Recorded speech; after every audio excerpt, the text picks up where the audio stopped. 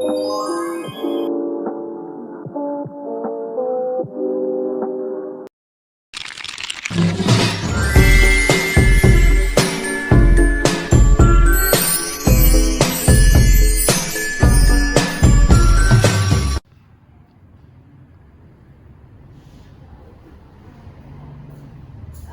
saja, Assalamualaikum warahmatullahi wabarakatuh. Selamat pagi anak-anak. Bagaimana kabarnya hari ini? Udah sarapan belum? Baiklah, sebelum ibu memulai materi pada pagi hari ini, ada baiknya kita berdoa menurut agama dan kepercayaan masing-masing. Berdoa di dalam hati dimulai.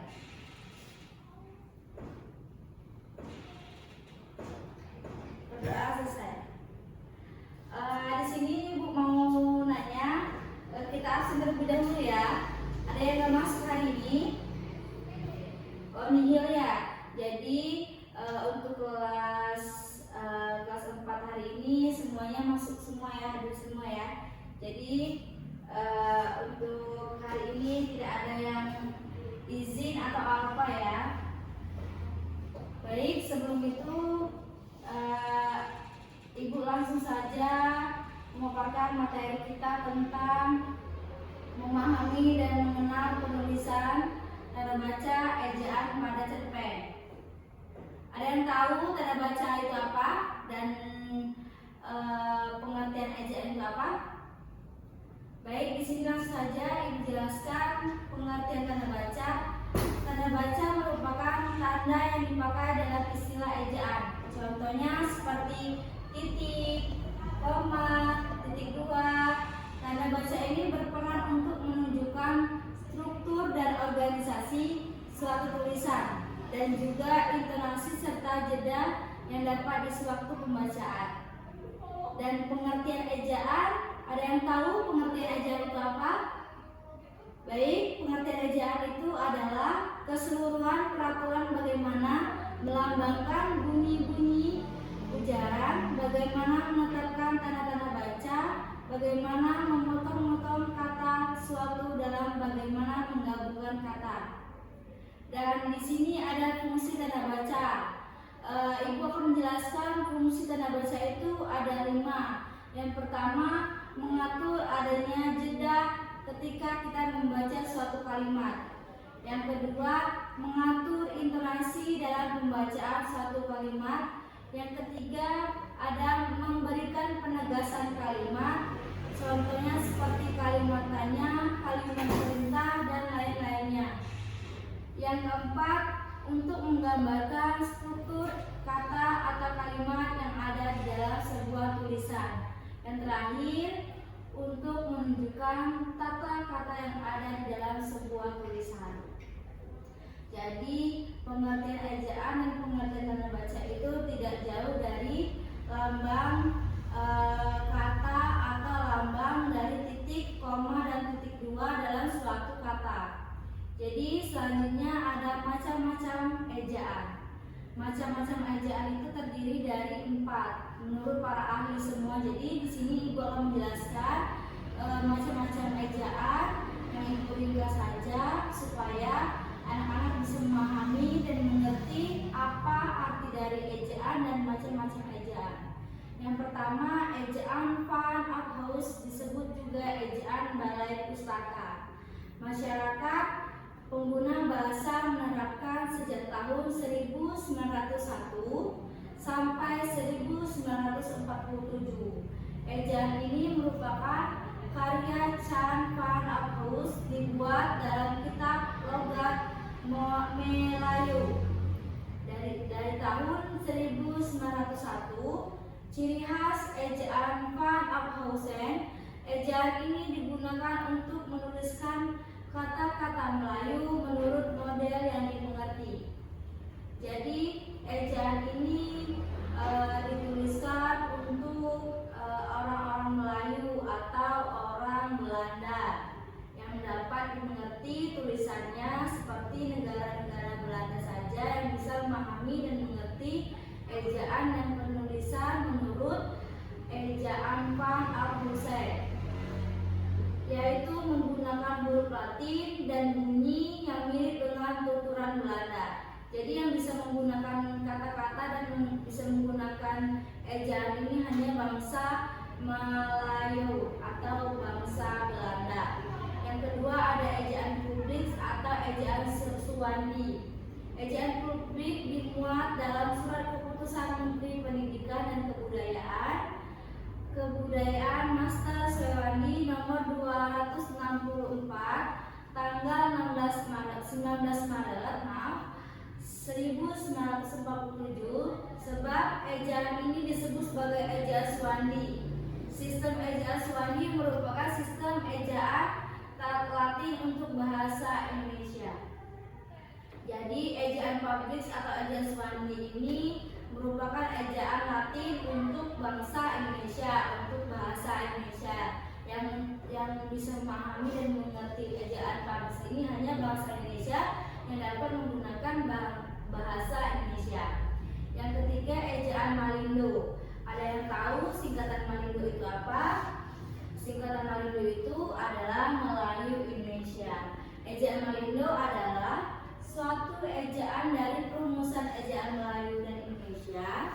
Perumusan ini berangkat dari Kongres Bahasa Indonesia pada tahun 1954 di Medan, Sumatera Utara. Ejaan Malindo ini belum sempat diterapkan dalam kegiatan sehari-hari karena saat itu terjadi kontroversi antara Indonesia dan Malaysia. Jadi ejaan Malindo ini belum bisa diterapkan di tahun 1954 di Medan, Sumatera Utara karena bangsa Indonesia dan bangsa Malaysia itu sedang tidak baik-baik saja dan mereka masih berseteru atau masih memiliki kontroversi permasalahan yang melibatkan antara perebutan bahasa Malindo. Yang bisa dijelaskan Malindo itu Melayu Indonesia. Yang terakhir ejaan bahasa Indonesia yang disempurnakan atau EYD. Ada yang tahu singkatan EYD itu apa? Ya, EYD itu ejaan yang disempurnakan. Ejaan yang disempurnakan pada tanggal 16 Agustus 1972, Presiden Republik Indonesia meresmikan pemakaian ejaan bahasa Indonesia. Peresmian ejaan baru ini berdasarkan putusan Presiden nomor 57 pada tahun 1972 di Departemen Pendidikan dan Kebudayaan menyebarkan buku kecil yang berjudul Pedoman Ejaan Bahasa Indonesia yang disempurnakan sebagai patokan pemakaian ejaan itu. Jadi di sini ada yang tahu nggak pengertian dari EYD? EYD itu rangkaian aturan yang wajib digunakan dan ditaati dalam tulisan bahasa Indonesia resmi. Jadi sebagai bangsa Indonesia yang resmi, warga Indonesia, NKRI, kita harus bisa menerapkan EYD atau ejaan bahasa Indonesia yang disempurnakan. Yang selanjutnya tadi kan Ibu membahas mengenai memahami dan mengenal penulisan tanda baca ejaan pada cerpen. Di sini Ibu akan menjelaskan pengertian dari cerpen. Cerpen adalah, ada yang tahu apa itu cerpen? Singkatan dari cerpen itu cerita pendek ya anak-anak, bisa dipahami dan bisa dimengerti. Singkatan dari cerpen. Cerita pendek adalah cerita yang membatasi diri dalam bahas salah satu unsur fiksi dalam aspek yang terkecil. Kependekan sebuah cerita pendek bukan karena bentuknya yang jauh lebih pendek dari novel, tetapi karena aspek masalahnya yang sangat dibatasi. Sesuai dengan namanya, cerita pendek dapat diartikan sebagai cerita bentuk prosa yang pendek. Ukuran pendek ini di sini bersifat relatif menurut para ahli ya, sastrawan kenamaan Amerika. Ukuran pendek ini adalah selesai dibaca dalam sekali duduk, yakni kira-kira kurang dari 1 jam. Jadi pengertian cerita pendek dikemukakan oleh para ahli. Sebagian kecil dari pengertian cerita pendek berperan. Beberapa pengertian cerita pendek telah dikemukakan oleh para ahli. Jadi cerita pendek atau cerpen kerangka terbentuk prosa fiksi yang habis dibaca sekali duduk. Maksud dari habis dibaca sekali duduk adalah tidak membutuhkan waktu yang lama. Untuk menyelesaikan satu cerpen, cerita pendek memiliki pendekatan unsur-unsur pembentukan. Jadi cerita pendek ini memiliki unsur-unsur dalam pembentukannya. Unsur-unsur cerita pendek ini membangun cerpen yang kemudian secara bersama membentuk sebuah totalitas. Dan di samping unsur forma bahasa masih banyak lagi macamnya. Namun unsur-unsur ini terbagi menjadi dua. Yang pertama itu unsur intrinsik, adalah unsur-unsur yang membangun karya sastra. Unsur yang membangun sebuah cerpen tersebut meliputi tema, alur, latar, tokoh dan penokohan, sudut pandang, gaya bahasa dan amanat. Jadi itu tadi unsur pada pengertian unsur intrinsik. Yang kedua itu unsur ekstrinsik. Unsur ekstrinsik adalah unsur-unsur yang membangun karya sastra itu sendiri. Unsur-unsur ini menyebabkan karya sastra hadir sebagai karya sastra. Unsur-unsur yang secara faktual akan dijumpai jika orang membaca karya sastra. Dan unsur kedua ini adalah unsur-unsur yang secara langsung turut serta membangun cerita. Jadi kedua unsur tersebut itu sangat penting ya dalam membangun suatu cerita pendek atau cerpen. Dan yang selanjutnya itu ada yang namanya tokoh. Ada yang tahu di sini pengertian tokoh itu apa? Jadi tokoh merupakan pelaku-pelaku yang dihadirkan dalam suatu cerita. Kehadirannya dapat diindikasikan dengan nama tokoh atau kata ganti tertentu yang merujuk pada pelaku tertentu. Kehadiran tokoh cerita, baik tokoh utama maupun tokoh pendukung, selalu ada di sebuah novel. Dalam sebuah novel dibedakan antara tokoh statis dan tokoh dinamis. Tokoh statis ini jika sebagai tokoh utama di sepanjang cerita watak yang tidak berubah. Sebaliknya tokoh dinamis wataknya itu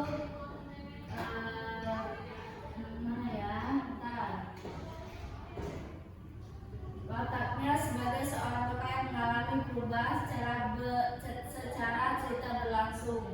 Kemudian penokohan. Ada yang tahu arti dari penokohan? Penokohan adalah salah satu unsur cerita yang memegang peranan penting di dalam sebuah novel. Karena tanpa pelaku yang mengadakan tindakan cerita itu tidak mungkin ada. Istilah penokohan lebih luas pengertiannya daripada tokoh dan pewatakan.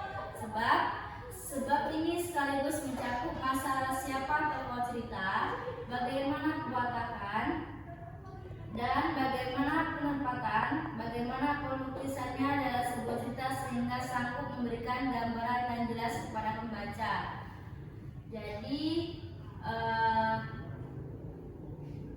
penokohan ini memiliki 3 dimensi, yakni fisiologis, psikologis, dan sosiologis. Yang pertama, dimensi fisiologis. Ini bicara dulu ya. Yang pertama itu dimensi fisiologis. Kedua, dimensi psikologis. Ketiga, ada dimensi sosiologis. Jadi ketiga ini adalah unsur-unsur atau yang terdapat di dalam tokoh, penokohan, dan latar ya. Jadi dapat disimpulkan dimensi fisiologis meliputi penggambaran ciri-ciri fisik tokoh cerita seperti jenis kelamin, bentuk tubuh, usia, ciri-ciri tubuh, keadaan tubuh dan raut wajah, pakaian dan perhiasan. Dan itu termasuk dari dimensi fisiologis. Dan yang kedua ada dimensi psikologis. Dimensi psikologis meliputi penggambaran ciri-ciri psikologis cerita seperti mentalitas, norma-norma moral, temperamen, temperament, perasaan, keinginan, sikap, watak atau karakter, kecerdasan dan keahlian.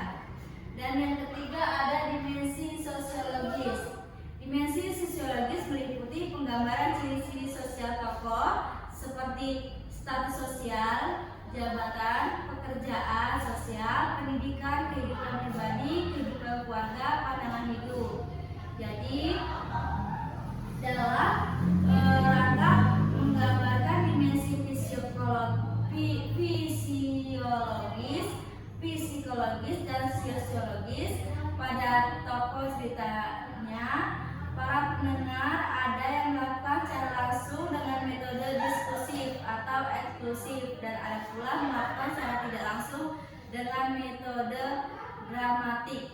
Jadi ketiga itu dimensi fisiologis, psikologis dan dimensi sosiologis itu bisa dilakukan secara langsung dan secara tidak langsung untuk penokohan ya. Dan yang kedua itu ada alur, plot, atau secara tradisional orang juga sering menggunakan istilah alur atau jalan cerita, sedangkan dalam teori-teori yang mengembangkan lebih kemudian dikenal dengan adanya istilah struktur naratif, susunan dan juga subjek. Di sini ada Aminuddin dalam Munaris 2018 ini mengemukakan alur adalah rangkaian cerita yang dibentuk oleh tahapan-tahapan peristiwa sehingga menjadi suatu cerita yang dihadirkan oleh para pelaku dalam suatu cerita. Sedangkan umum alur merupakan rangkaian peristiwa-peristiwa dalam sebuah cerita. Istilah alur biasanya terbatas pada peristiwa-peristiwa yang terhubung secara kausal saja. Peristiwa kausal, ada yang tahu apa itu peristiwa kausal? Peristiwa kausal merupakan peristiwa yang menyebabkan atau menjadi dampak dari berbagai peristiwa lain dan tidak dapat diabaikan karena akan berpengaruh pada keseluruhan karya.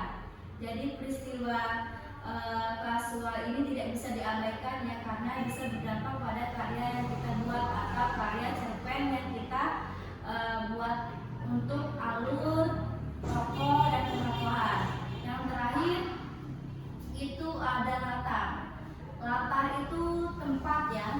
Kalau kita bisa mendeskripsikan latar itu tempat. Jadi latar adalah lingkungan yang melingkupi sebuah peristiwa dalam cerita, semesta yang berinteraksi dengan peristiwa-peristiwa yang sedang berlangsung.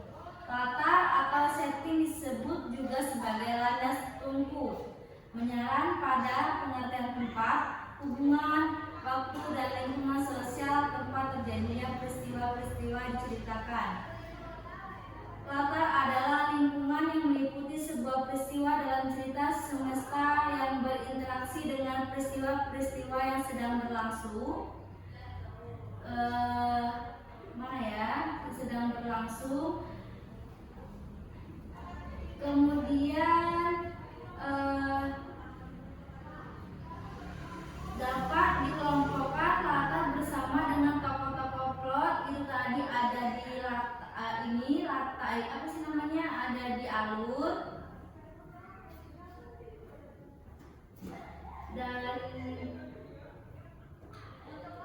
dan ketiga tokoh penokohan alur dan latar itu dapat diimajinasi oleh pembaca secara faktual jika membaca secara fiksi, atau ketiga inilah yang secara konkret dan langsung membentuk cerita. Jadi ketiga tokoh penokohan alur dan latar itu bisa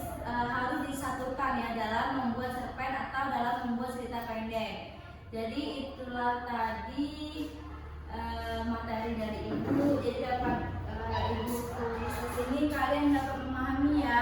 Ini unsur-unsur dari cerpen. Yang pertama ada tokoh atau penokohan. Yang kedua ada alur.